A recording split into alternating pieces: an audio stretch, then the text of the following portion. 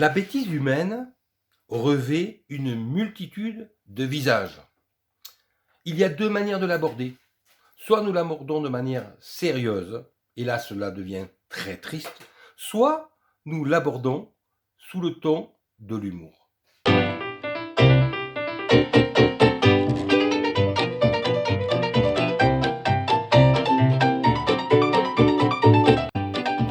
Pour commencer, je vais donc parler de quelqu'un que je ne nommerai pas, qui est tellement bête que même s'il voyait cette vidéo, il ne se reconnaîtrait pas.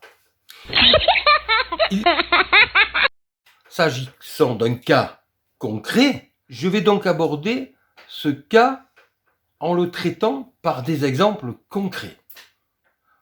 Généralement, quand on parle de quelque chose que l'on ne connaît pas bien, on sait que l'on ne connaît pas bien le sujet dont on parle, et on va s'avancer jusqu'au point où on va avoir face à soi quelqu'un qui connaît le sujet. Dans ce cas-là, on saura qu'il est temps de s'arrêter. Mais la personne très bête, elle, ne le sait pas. La personne très bête continue à parler du sujet qu'elle croit connaître parce qu'elle va avoir regardé un ou deux reportages sur YouTube, par exemple, à quelqu'un qui, lui, va connaître le sujet, en ne se rendant pas compte à quel point il est ridicule. Et cela est véritablement... Comment dire? Cela est risible, oui. Cela interpelle. Car on se demande comment il est possible d'être bête à ce point. J'ai eu l'exemple donc d'une personne qui a abordé avec moi un jour le thème du drone. Il se trouve qu'ayant moi-même un drone, ayant passé le brevet permettant de connaître les différentes législations, ce qui est autorisé, ce qui ne l'est pas, sachant piloter un drone, cette personne dit qu'elle avait eu un drone, à l'époque un Phantom 4. Alors le Phantom 4 à cette époque, il faut se rappeler que c'était quasiment ce qu'il y avait de mieux. Bien entendu, car la personne qui veut se mettre en avant va se mettre en avant avec ce qu'il y a de mieux, de plus cher. Mais un drone, qu'il s'agisse d'un Phantom 4, d'un Mavic 2, d'un Mavic Pro, d'un Phantom 3 ou d'un Phantom 2, se pilotera toujours de la même manière. C'est comme lorsque l'on sait conduire une voiture, que l'on prenne une voiture d'une marque ou d'une autre, à quelques différences près s'il s'agit d'une voiture automatique ou d'une voiture qui ne l'est pas, celui qui sait conduire saura conduire une voiture. Cette personne s'est donc mise à me parler du Phantom 4 qu'elle avait soi-disant possédé. Et qu'elle ne possédait déjà plus alors que le Phantom 4 venait tout juste de sortir. Alors j'ai commencé à vouloir le faire parler et lui demander avec quel logiciel il avait piloté son drone. Toute personne qui a possédé un drone connaît la société qui détient le monopole des drones à tort ou à raison. Il s'agit de la société chinoise DJI.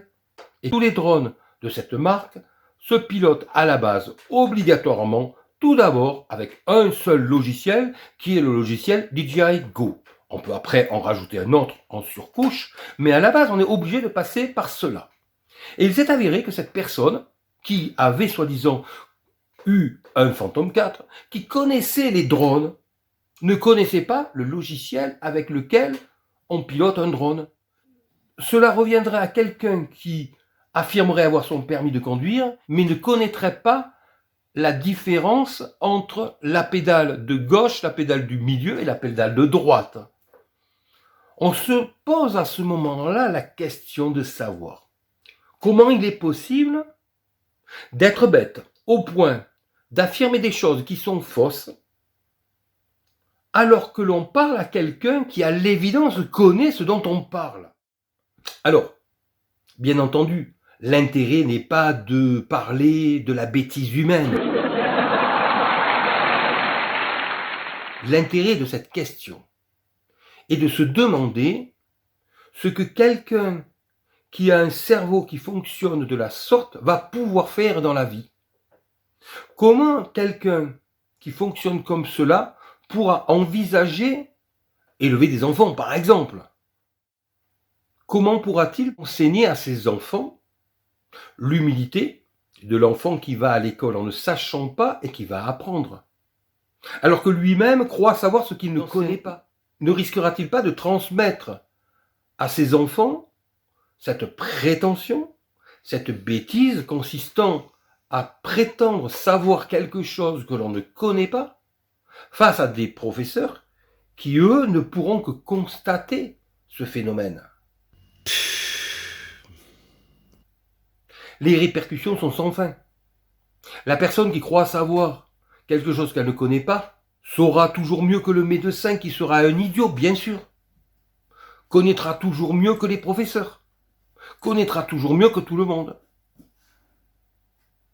Il s'agit de personnes qui ont un cerveau qui ne leur permet pas de se rendre compte de leurs limites et qui s'imaginent qu'elles sont au-dessus de toutes les autres.